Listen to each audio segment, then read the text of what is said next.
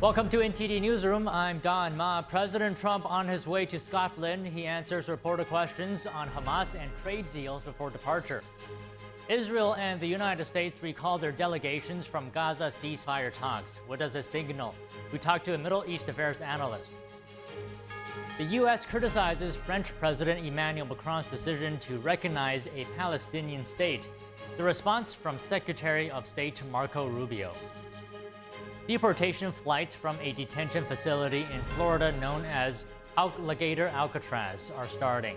What Governor Ron DeSantis says about the effort and the goals of the operation. Russia follows the Chinese Communist regime in persecuting its citizens for their beliefs. Russia just jailed a Falun Dafa practitioner, and it's not the first time.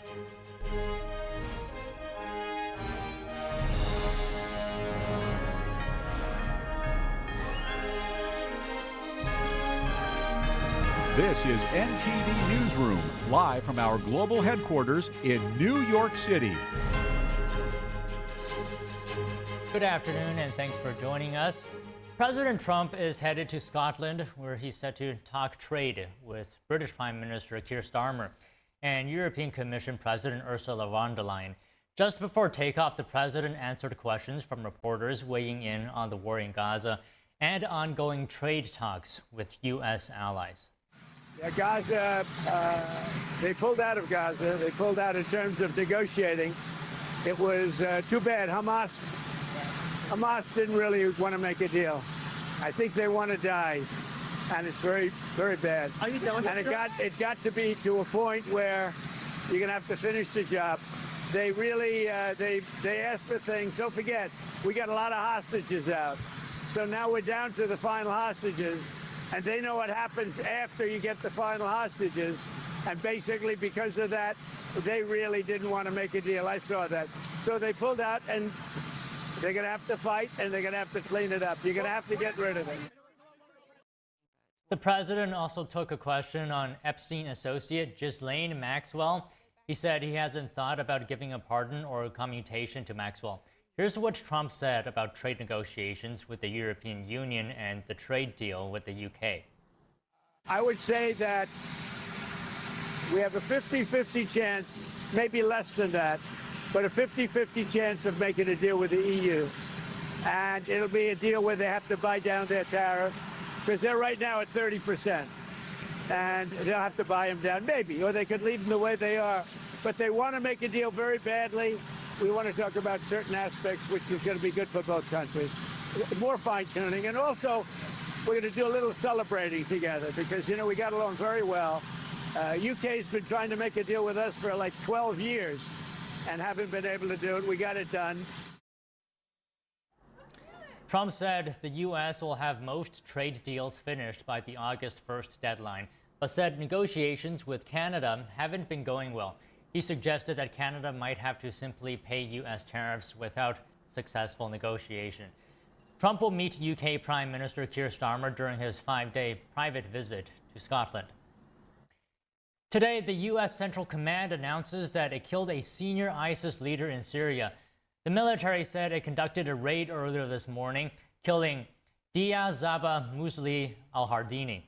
They also killed the leader's 2 adult sons, who are also affiliated with ISIS. In a post on X, the U.S. Central Command said, quote, "These ISIS individuals posed a threat to U.S. and coalition forces, as well as the new Syrian government. The military command promises to continue to relentlessly pursue ISIS terrorists wherever they are."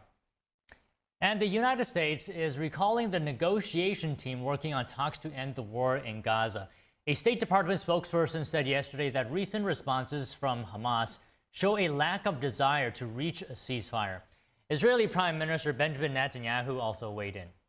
While the mediators have made a great effort, Hamas does not appear to be coordinated or acting in good faith. We will now consider alternative options to bring the hostages home and try to create a more stable environment for the people of Gaza. If Hamas interprets our willingness to reach a deal as weakness, as an opportunity to dictate terms that would endanger the state of Israel, it is making a grave mistake. Netanyahu also said Israel and U.S. are considering other options to bring the hostages home. and end the rule of Hamas in the territory. U.S. envoy Steve Witkoff said Hamas was to blame for the impasse. Netanyahu said Witkoff got it right and that Hamas was the obstacle to a deal. Secretary of State Marco Rubio criticized France's plan to recognize Palestine as a state. In a post on X, he called it a slap in the face to the victims of October 7th. Rubio condemned the move as reckless, saying it fuels Hamas propaganda and pushes peace further out of reach. French President Emmanuel Macron announced the decision yesterday, sparking swift backlash from Israeli leaders. Here's more. With the move, France would become the first major Western country to recognize a Palestinian state, potentially fueling a movement so far dominated by smaller nations generally more critical of Israel. Israel maintains that recognizing a Palestinian state now would be equivalent to rewarding Hamas. Israeli officials have spent months lobbying Paris to prevent what some have called a nuclear bomb for bilateral ties, and news of Macron's decision on Thursday sparked anger in Israel, with Prime Minister Benjamin Netanyahu saying the move, quote, rewards terror and risks creating another Iranian proxy. Meanwhile, U.S. Secretary of State Marco Rubio said it played into Hamas's hands and was a, quote, slap in the face to the victims of October 7th. Macron had been leading towards recognizing a Palestinian state for months as part of a bid to keep the idea of a two-state solution alive, despite pressure not to do so. Now the announcement comes ahead of a UN ministerial meeting on the subject next week. The timing is aimed to give the French team a framework to work with other countries that are also considering recognizing a Palestinian state or have misgivings over doing so. Meanwhile, other European allies are weighing in on recognition of Palestine as a state. A British cabinet minister said the UK supports the eventual recognition of a Palestinian state, but he said the immediate priority should be to end the suffering in Gaza and ensure a ceasefire between Israel and Hamas. Earlier, British governments have stated they would recognize a Palestinian state at the right time. However, they never set a timetable or detailed the conditions needed for this to happen.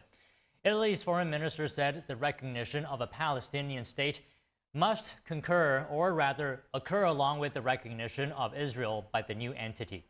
He said a Palestinian state that does not recognize Israel means the problem won't be resolved. A government spokesperson from Germany said today the country won't recognize a Palestinian state in the short term. He said the priority now is to make long overdue progress towards a two-state solution. Joining us now to discuss the latest on the Hamas-Israel ceasefire talks and the food situation in Gaza is David Wormser, Senior Analyst, Center for Security Policy, and former Senior Advisor to U.S. Vice President Cheney. Good afternoon, David. Always great to talk to you. To start off, the U.S. and Israel recalled their delegations from Gaza ceasefire talks. What does that mean? What does it signal? Well, it could mean one of two things. I mean, the first is the more obvious, is they've given up. They don't think that Hamas is serious and that they're not going to sign a deal, and there's really no diplomatic track anymore to get it done. And that's verbally what we heard from the president. The second option is, and I think it's more unlikely, but it's still out there, is that this is the Israelis are signaling with the United States both playing real hardball with Hamas and essentially saying, fine, if you don't want to make a deal, we can escalate. We can go, the United States and Israel can, or as President Trump said, Israel can go all the way. And maybe the threat of that, or the beginning of that, or the course of that, that could lead Hamas to finally realize that the game is up and they have to give up.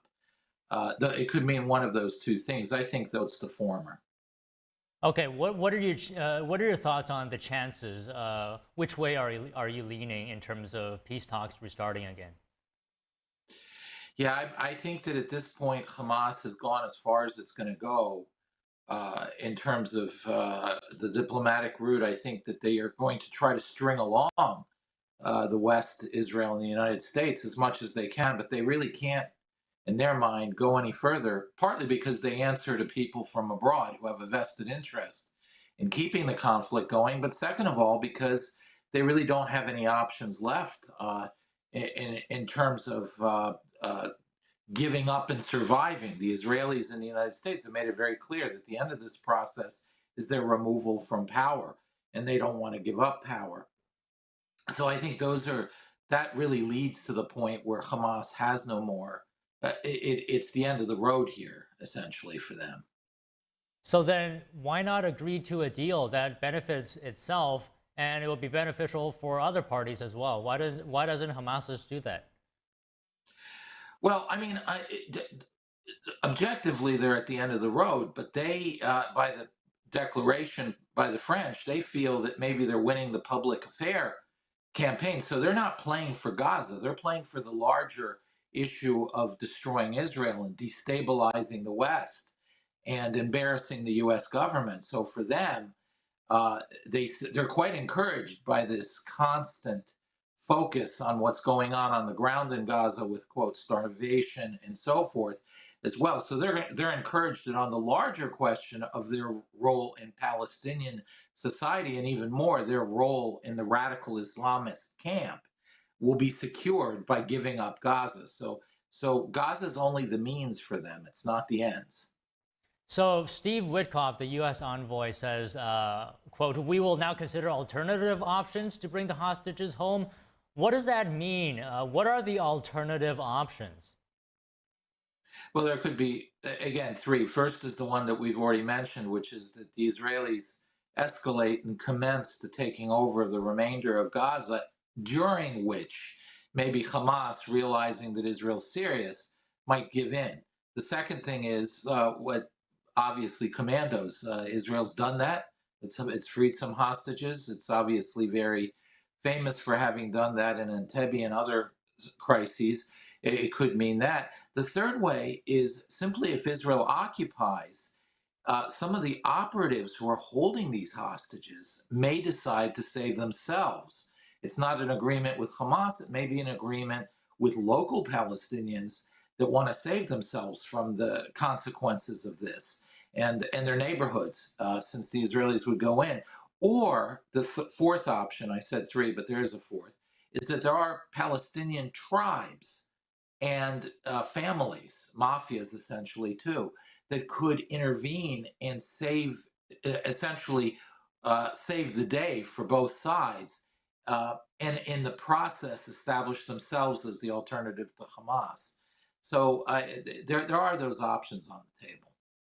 So Israel's campaign, I mean, there's a lot of criticism against it. There's also a lot of support for it, right?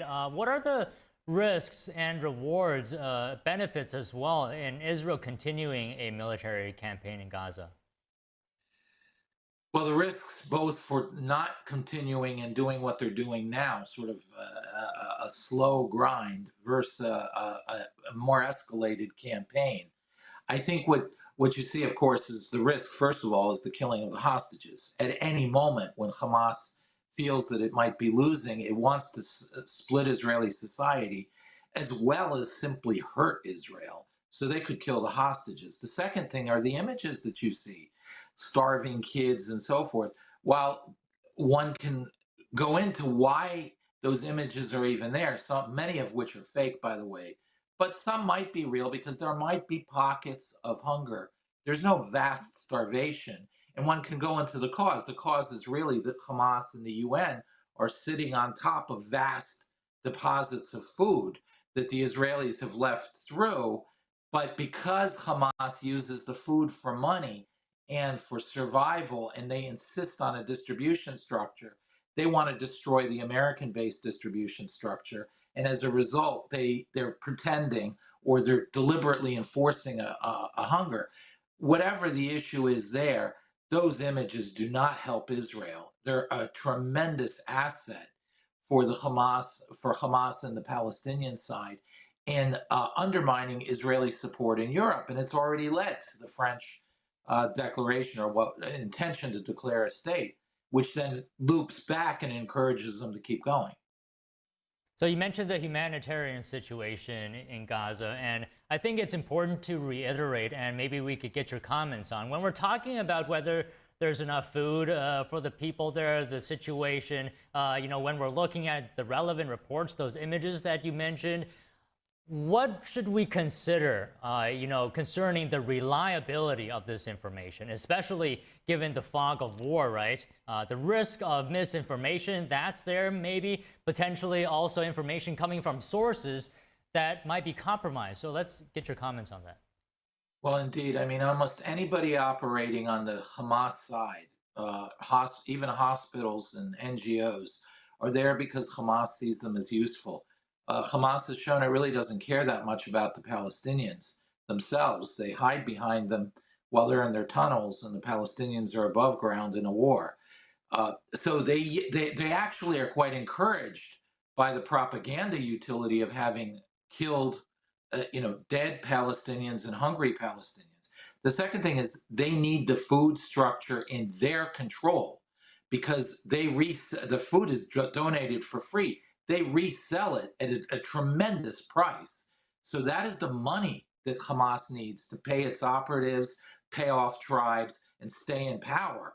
And as a result, it can't give up the food distribution structure. But here come the Americans and the Israelis, and they've set up a secure food distribution structure that does get the food for free to the Palestinians and undercuts them. So they really have no choice here but to try to destroy that free food structure. And the way they're doing it is saying, oh, Israel is starving Gaza.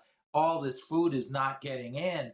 And the Americans may love their one or two little places of distribution, but there's not enough food in here. Look, all the Palestinians are starving. The only problem with that is we see the border and we see what Israel's let in and what the UN and Hamas have under their control.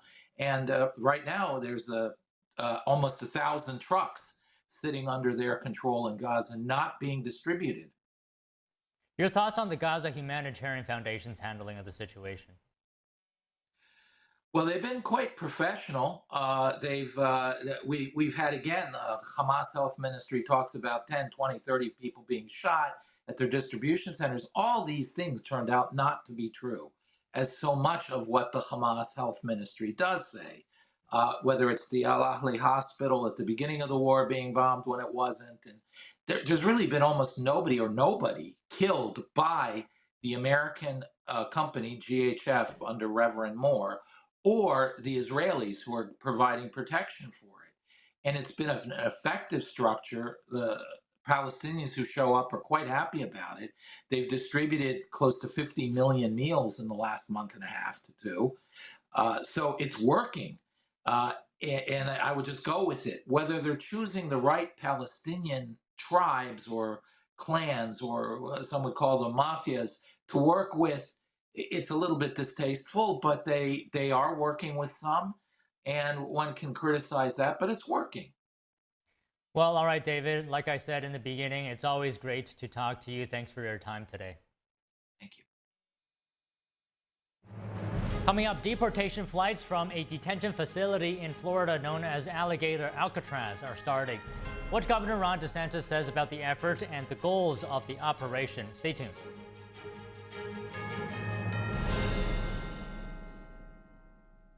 Is deep-sea fish oil really healthy? Due to pollution in the oceans, most fish contain heavy metal elements and radioactive substances. That's why it's so important to choose a pure source of omega-3. Puritang green vegetable omega-3 is made from purslane and perilla seeds, which are rich in nutrients and minerals, especially vitamins A, D, E, calcium, and iron. With natural processing and no harmful chemical additives, it has more than 90% concentration of omegas 3, 6, 7, and 9. It effectively improves brain power and is beneficial to the heart's health. Puritang omega-3 does not smell of fish and contains no pollutants, so both adults and children can safely and easily consume it over a long period of time. Puritang green vegetable omega-3. Greener, healthier, and more effective. Visit puritang.com to learn more. Amazing grace, how sweet the sound that saved a wretch like me.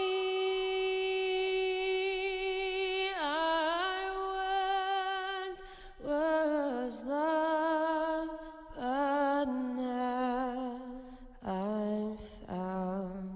Was blind, but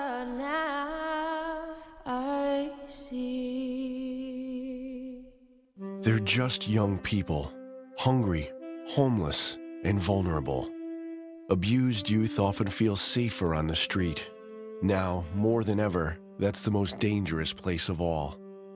Covenant House is helping young adults facing homelessness. We're providing safe shelter to thousands, but the need is overwhelming, and no young person is ever turned away. Please call or go online now with your gift of $19 a month to help a young person. You'll provide safe shelter, hot meals, and medical care. Your gift will show them they're loved. Homeless young people are afraid and alone with nowhere else to turn. You want to know that there's somewhere you can go that's safe. So the Covenant House did that for us. Please call now with your gift of $19 a month. We'll send you this blanket as a reminder of the comfort your gift provides a young person tonight. Please don't wait. Your gift is the lifeline a young person needs now. Call the number on your screen or go online to safeplacetosleep.org. Thank you for saving precious lives.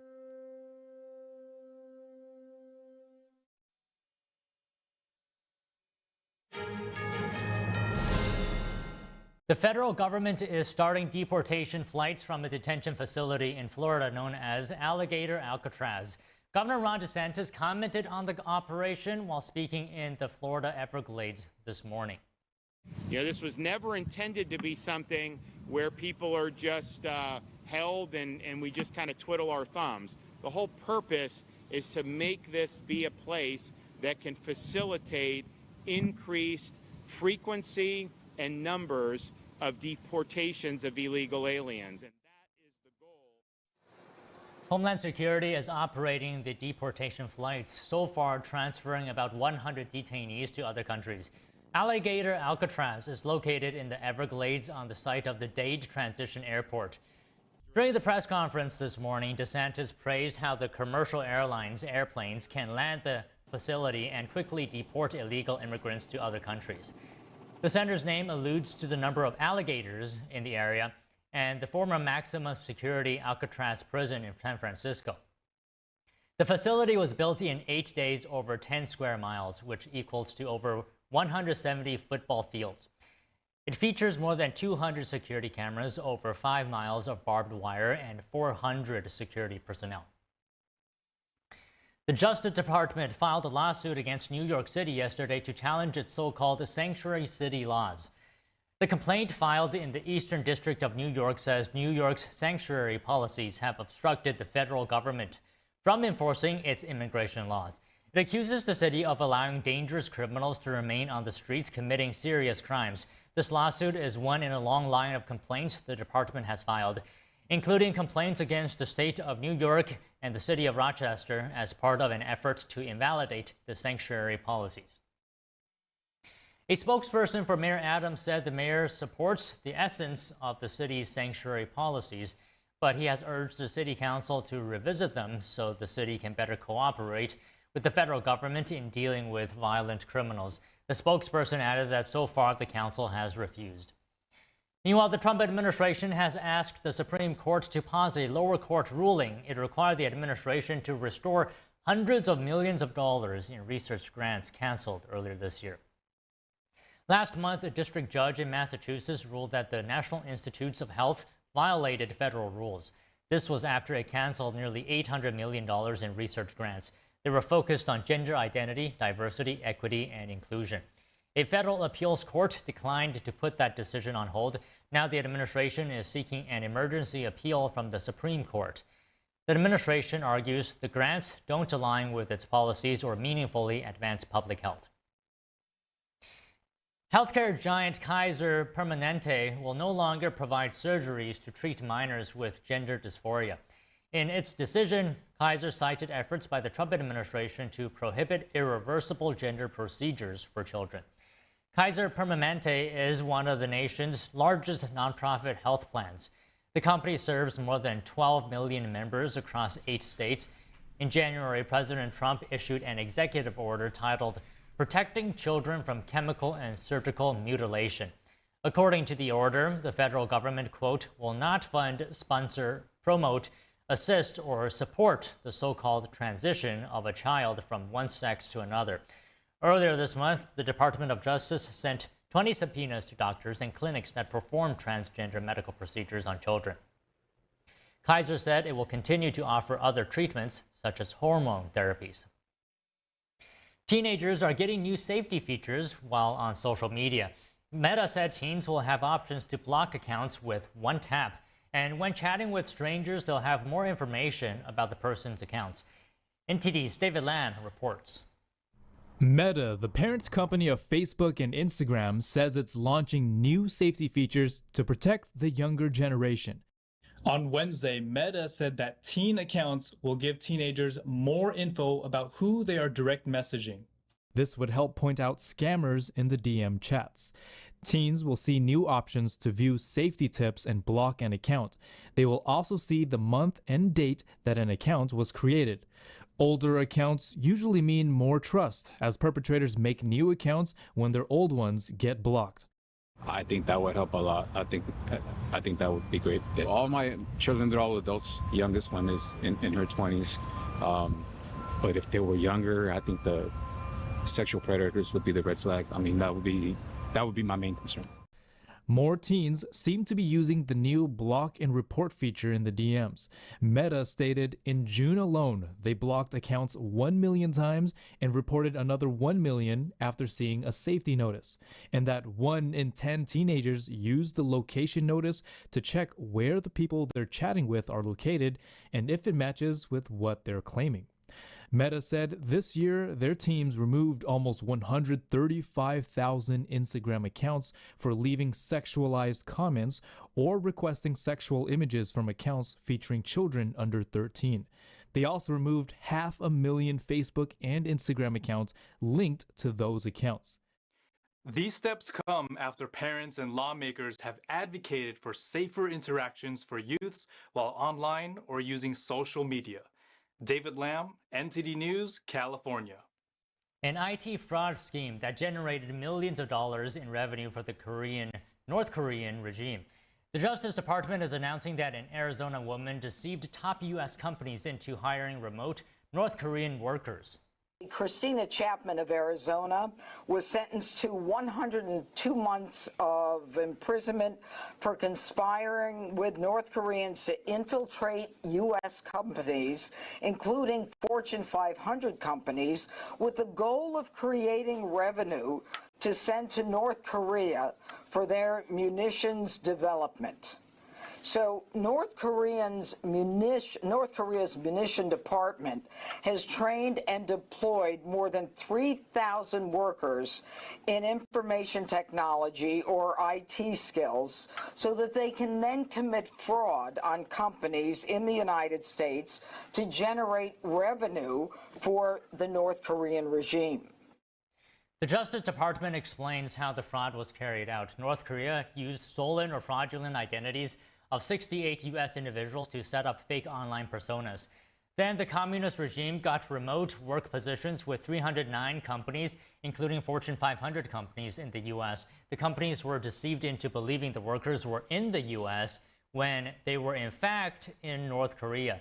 Many listed their home addresses where they would receive checks at Christina Chapman's house in Arizona. The Justice Department says the fraud shows that the threat of North Korea is no longer afar, and that it's already being penetrated on U.S. soil with the goal of crippling the U.S. The Justice Department sends its warning corporate America. This is a code red. Your tech sectors are being infiltrated by North Korea. And when big companies are lax and they're not doing their due diligence, they are putting America's security at risk.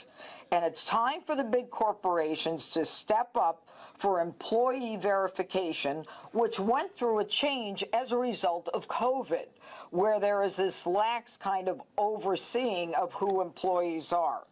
It's time for businesses to verify their workers, monitor their conduct, create a zero trust structure, and they've got to do this before the security of our country is compromised. That means do a real interview. Get them on camera. look and see if the person whose picture you have is a person that you're talking to.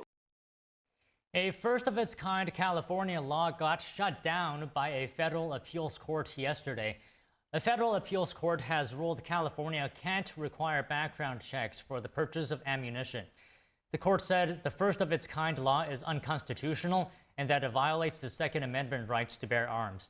The ruling confirms a lower court's permanent injunction that blocked the state from enforcing the law. Circuit Judge Sandra Ikuta said the law was inconsistent with traditional firearm regulation approved by the Supreme Court. California Governor Gavin Newsom said the ruling was a slap in the face to efforts by California officials to enact firearm restrictions to curb gun violence. Former Representative George Santos is expected to report to federal prison today to begin serving his sentence of more than 7 years for fraud and identity theft. 37-year-old Santos was expelled from Congress after a brief and scandal-plagued tenure. Prosecutors had recommended an 87-month sentence, saying the top end of Santos' guideline sentence range was appropriate to reflect the seriousness of his unparalleled crimes. Santos pleaded guilty to 2 of the 23 criminal counts he faced for inflating fundraising numbers and faking donor names to qualify for financial support from the Republican Party during the 2022 election cycle. That's when the political newcomer was elected to represent a slice of New York City and its eastern suburbs. The U.S. and Mexico have reached a landmark agreement to tackle decades-old environmental crisis, and that is the flow of Mexican sewage into U.S. waters. NTD's Daniel Monahan reports. The U.S. and Mexico have reached an agreement to stop the daily discharge of up to 50 million gallons of sewage-contaminated water from the Tijuana River into the Pacific Ocean near San Diego. For years, the beach in Imperial Beach, a San Diego suburb, has been closed due to contamination, with keep out of water signs becoming a fixture. The pollution has hurt both tourism and public health. On Wednesday, EPA Administrator Lee Zeldin and Mexico's Environment Minister Alicia Bárcena signed a Memorandum of Understanding in Mexico City. Under the deal, Mexico will fast-track more than $90 million in upgrades to the Tijuana sewage system. In return, the U.S. will release funds to finish expanding a sewage treatment plant located on the U.S. side of the border. That plant treats wastewater piped in from Mexico. The expansion is expected to be completed by the end of August. Zeldin called the agreement a huge win for millions of Americans and Mexicans. I smelled what a lot of residents in the community live through and have to deal with. I saw the degradation of the Tijuana River Valley. I heard about the beaches that were closed. I met with the Navy SEALs who have had their training impacted. And while the New Deal targets water contamination, a recent study warns the danger may also be in the air, as toxic particles from the Tijuana River are now believed to travel miles inland, raising fresh health concerns. Daniel Monahan, NTD News. Coming up, Russia follows the Chinese Communist Party's lead and jails people for their belief. The country arrested a practitioner of Falun Dafa, and it's not the first time. Find out more after the break.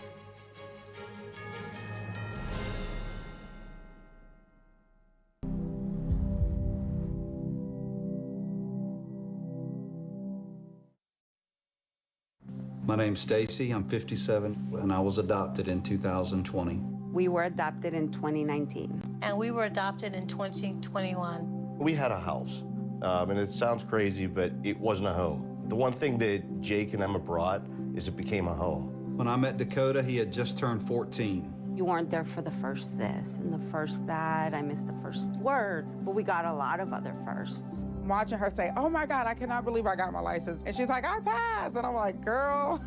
See them grow. It is. They chose to love us. They didn't have to. They chose us. Family. You and you. Kids in the middle. What I thought was a complete life was nowhere near complete, but it is now. Learn about adopting a teen from foster care. You can't imagine the reward. Visit adoptuskids.org.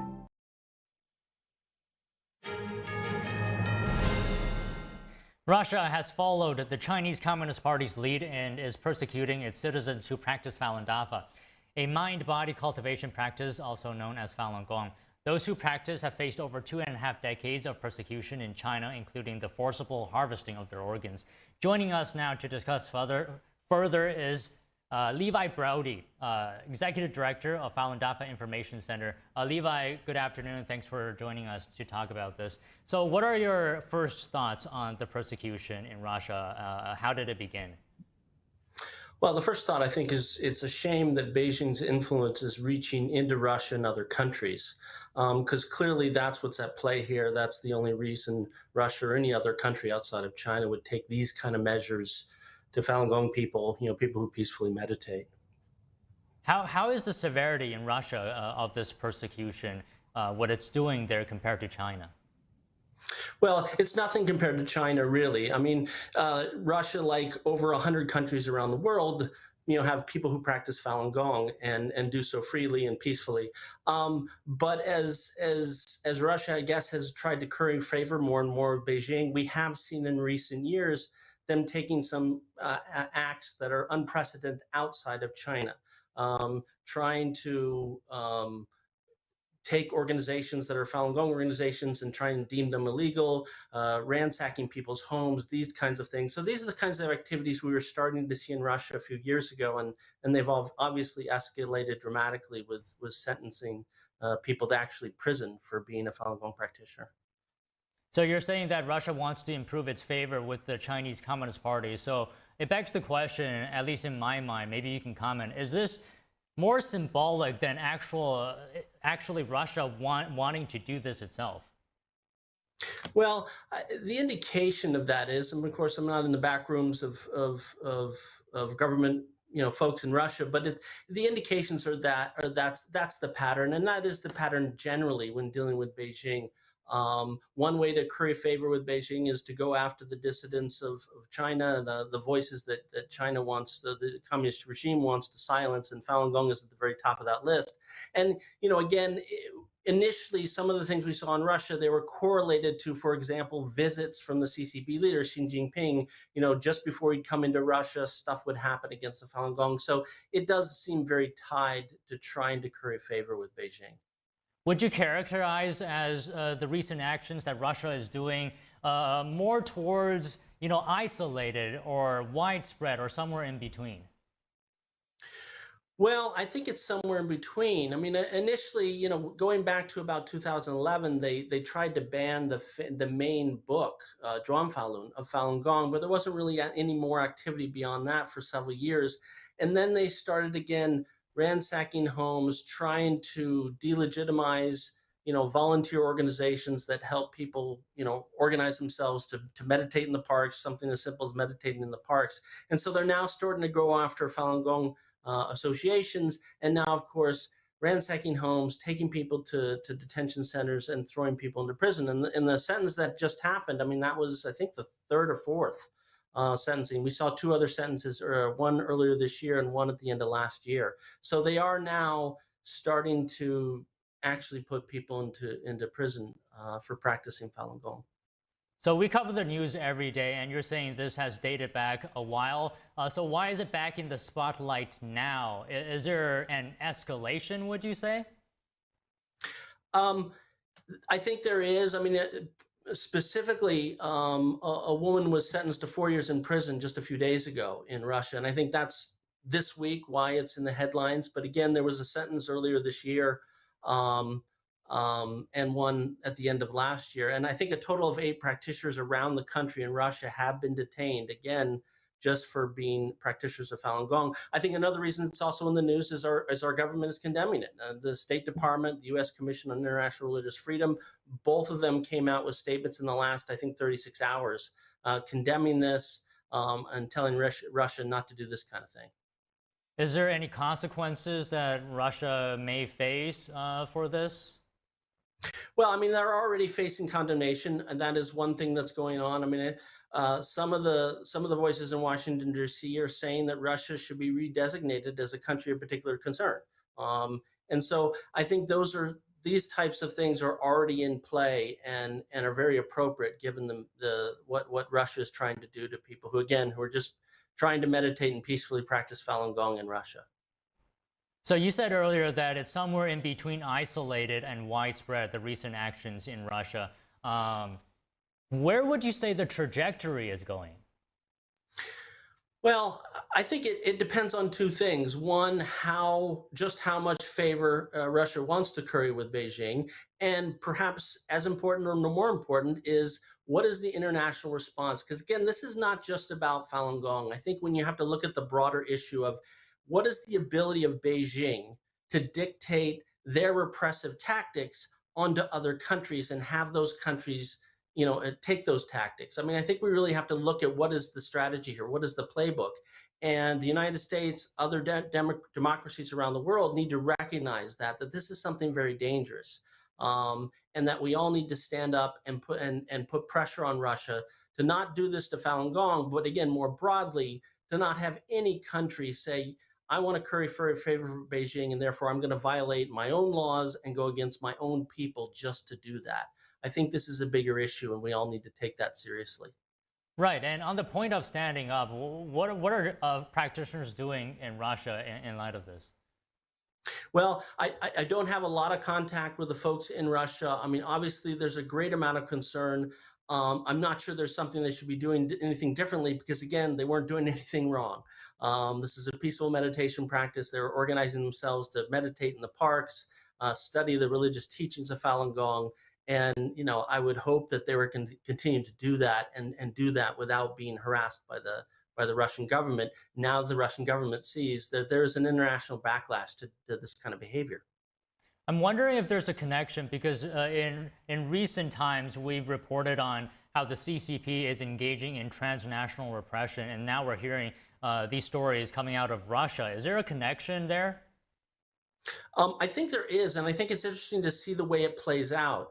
In the case of Russia, what appears to be going on is the Russian government or elements within the Russian government seem to want to curry favor with Beijing to directly go after their own people. Here in the United States, of course, that's not going to fly, but you still see the same objective, which is Beijing wanting to carry out repression in other countries. They just use it very differently. And so here in the United States, you're seeing transnational repression takes the form of, manipulation of perhaps some of our media or social media, perhaps baiting some of our government agencies. So the end objectives are still at play in various countries, but the way they're going about doing it appears to be quite different. How would you characterize the level of the CCP's transnational repression in the U.S.? Severe, not severe? Extremely severe. In fact, I think when the dust settles on all this, we're going to be shocked by the amount of infiltration, manipulation, influence that the CCP is wielding in this country. And in some cases, doing that through American institutions, whether they're media institutions or other institutions. We're going to be absolutely shocked by how much they have been able to get away with. And hopefully, a lot of voices are now standing up. There are acts in Congress. There are elements within our executive branch that are looking at this. I think the FBI says that, as of a couple of years ago, they were opening up a new case every 10 hours. So this is a huge problem, and it's hard to overstate it. So lastly, what can people do to help? Because we've heard people say that if the CCP can do what it's doing now to this group of people, it can do this for any group of people. So what can people do to prevent this? I think the best thing to do is, first of all, recognize transnational repression in all of its forms. And so when there's a group of people like Falun Gong being targeted here in the United States or other countries because of the economic clout, the political clout of Beijing, everybody needs to rally around that. And we have to stop that in its tracks, because again, it's not going to stop with Falun Gong. If the CCP can get away with this against the Falun Gong group, they're going to go after other groups. And so this really is, in many cases, for the United States and other countries, this is a national issue of national sovereignty and national security. Well, okay, Levi, thank you for your time today. Thank you so much. Two of America's biggest financial institutions are under scrutiny for their roles in the initial public offering of Chinese battery giant CATL. Lawmakers subpoenaed the bank's CEO, saying they've been stonewalled. trying to get answers. NTD's Melina Weisskopf has more. CEOs of JP Morgan and Bank of America are under scrutiny for their role backing a Chinese military tech giant. The institutions worked on the listing of Contemporary Imperex Technology, or CATL, a leading battery manufacturer which supplies to EV makers like Tesla. The House Select Committee on the CCP said this company directly poses U.S. investor and national security risks because it's a sector explicitly targeted by China's state-driven military-civil fusion policy. The Department of Defense added cattle to its list of Chinese military companies operating in the United States. Lawmakers previously urged JP Morgan and Bank of America to pull out of their roles in underwriting it and ask the CEOs questions about their involvement, only to be stonewalled, according to Chairman John Molinar. The chairman wrote, "Wall Street shouldn't be underwriting Chinese military companies, and the American people deserve transparency." Reporting from Washington, D.C., Melina Weisskopf, NTD News. Responding to the subpoenas, a Bank of America spokesperson said they have had constructive engagement with the committee and will continue to engage. JP Morgan declined to comment, but in May defended their involvement with CATL, saying JP Morgan did a lot of due diligence around the issues raised. Meanwhile, China's military may be headed for major changes. The country's top military leadership recently issued new regulations targeting officials involved in political work. Many of these officials are closely tied to Chinese leader Xi Jinping's inner circle. To break down Beijing's latest move and what it means for U.S. policy on China, NTD's Flora Hua spoke with two China analysts. Here's a closer look. China's military newspaper published the new regulation on Monday, calling on political personnel to strictly obey the regime's discipline. It also announced plans to eradicate poisonous influences, a phrase the Chinese Communist Party often uses to signal large-scale internal purges. But this time, the focus is on a specific group within China's military political apparatus. This new regulation is essentially a major political purge targeting Mao Hua and, by extension, Xi Jinping's control over the military's political apparatus. Since last year, many officials seen as Xi's loyalists have been sacked or vanished from public view. Miao Hua, a senior Chinese military leader promoted by Xi, helped install many of Xi's loyalists within China's forces. He himself was purged late last year. Besides Miao, He Weidong, the Chinese military's third in command and Xi's choice to lead a potential Taiwan invasion, has disappeared from public view for 4 months. Both men were deeply involved in political affairs. Veteran China analyst Tang Jingyuan says this new regulation targets those promoted by the two, part of what's known as Xi's faction. The scale of the purge could be vast, potentially involving a large number of senior officers in the Chinese military. It could trigger major upheaval within the military itself and may even have a significant impact on the broader political landscape of the Chinese Communist Party. Joshua Phillip, senior investigative reporter from our sister media outlet, The Epoch Times, echoed Tang's view. The Chinese military, a rival faction, looks like it purged all the main loyalists of Xi Jinping. The new regulations clear the way for more purges just like that. President Trump has shifted U.S. military focus to the Indo-Pacific, with China as the primary concern. So how might the shakeup inside China's military impact Washington's approach? I would say the Chinese Communist Party is more dangerous to the outside world than it ever has been, ever. And the reason is this. Even with the economy suffering, that does not affect the budget of the PLA, the People's Liberation Army. Even with the power struggles taking place, even with Xi Jinping losing some power, they might be even more likely to do something drastic. You know, the Chinese Communist Party is the problem, not necessarily the leader. More details on the purges could emerge during two upcoming gatherings in China. The CCP Politburo meeting expected next week and the Beidaihe meeting, a discreet session where veteran and current party leaders discuss key issues. The Beidaihe meeting is expected to take place next month. Flora Hua, NTD News. Coming up, Ukraine is dealing with a week of protests, the first anti-government protest since the start of war. We have that and more when we come back.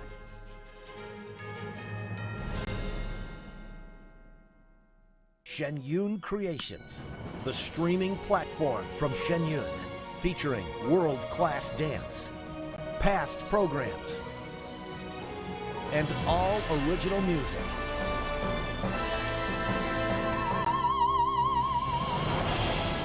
Masterclasses, behind the scenes, comedy, and more. Explore shenyuncreations.com. What if kids in America didn't have to go to bed hungry tonight? What if our moms, dads, and grandparents could put healthy food on the table every day to help us grow strong? What if all of our friends and neighbors had fresh food too, and there was no hunger at all in America? And what if there was a way today for you to help? Call now or go online to helpfeedingamerica.org and give $19 a month, just 63 cents a day. So many of us don't have enough food to eat, but your monthly gift means families across the country and in your community can fill plates with food. Kids can get healthy meals year-round, even when school's out, and our neighbors can have fresh food. Food that moms, dads, entire families need to thrive. But right now, more people are facing hunger. Feeding America works from coast to coast with partner food banks, food pantries, and meal programs. It takes all of us to make that happen. Will you help too? Please call the number on your screen or go online to helpfeedingamerica.org and give just $19 a month, and we'll send you this free canvas grocery bag. It's our way of saying thank you for helping to end hunger for our neighbors. Because no kid, no mom or dad, nobody should go hungry in America. Nobody. So what if today was the day you could help nourish futures for our friends, our families, for all of us? Ending hunger is possible. What if we end it together? Call or give online today at helpfeedingamerica.org and your gift can be doubled. Thank you.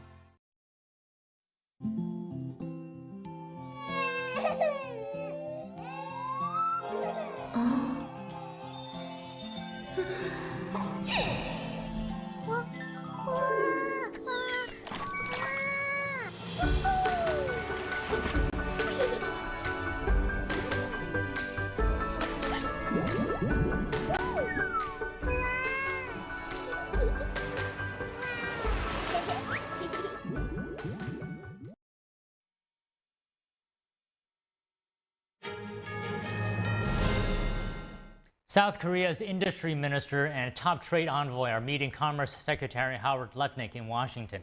South Korea's presidential office said today's meeting could move the two nations closer to a trade deal. The office reported that the three also met yesterday, reaffirming their commitment to reach an agreement on tariffs. Pressure on South Korea intensified this week after Japan reached a deal with the United States. Ukraine is dealing with a week of protests, the first anti-government protests since the start of the war. President Volodymyr Zelensky says he hears people's concerns, now introducing a new anti-corruption bill. NTD's international correspondent Arian Pazdar has the latest on Ukraine, starting with the battlefield update. Russian glide bombs hit a hospital in Kharkiv on Friday. Ukrainian officials say the attack left at least 14 wounded. It's the second straight day the city was struck with a powerful glide bomb. An employee at the hospital condemns the attack by Russian forces. Tuberculosis patients are being treated here. There is nothing military here. Only a cemetery and a field are near the hospital. What are they targeting this area? Also on Friday, the Russian Navy continues a major military drill using live artillery fire and missile launches. The exercises are being held across different parts of the globe, including the Pacific Ocean in Asia and the Baltic Sea in Europe. The drill is scheduled to last until Sunday. Meanwhile, in Ukraine, protests continue in different cities across the country. Earlier this week, President Volodymyr Zelensky signed a bill into law, taking away power from two important anti-corruption agencies. This came after officials from those two agencies were arrested over alleged Russian influence. We think that our anti-corruption, NABU, SAP, or other government agencies are important for our independence and for our victory. After days of protests, Zelensky on Thursday submitted draft legislation to restore the independence of those two anti-corruption agencies. Protesters say they hope the draft legislation will become law. Arian Pastar, NTD News. Coming up, the Supreme Court has paused a lower court order blocking voter discrimination lawsuits. What would be the real-world impact if individuals could not bring lawsuits on this issue? Legal analysis coming up.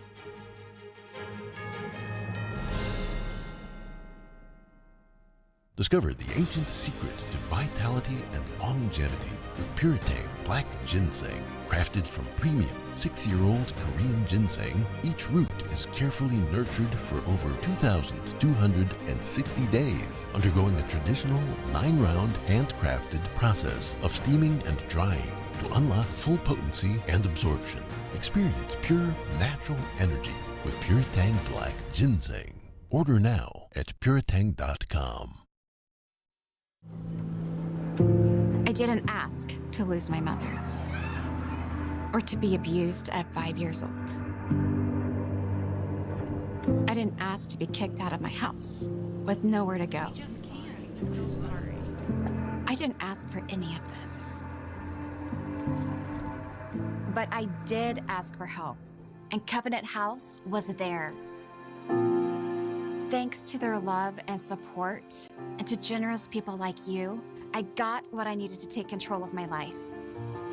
For the young people who didn't ask to be put in unthinkable situations, Covenant House is there providing safety, hope, and a brighter future.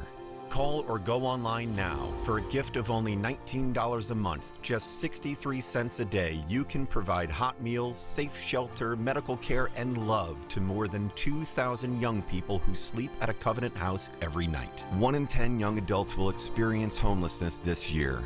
Your gift can help reach them when they need it most.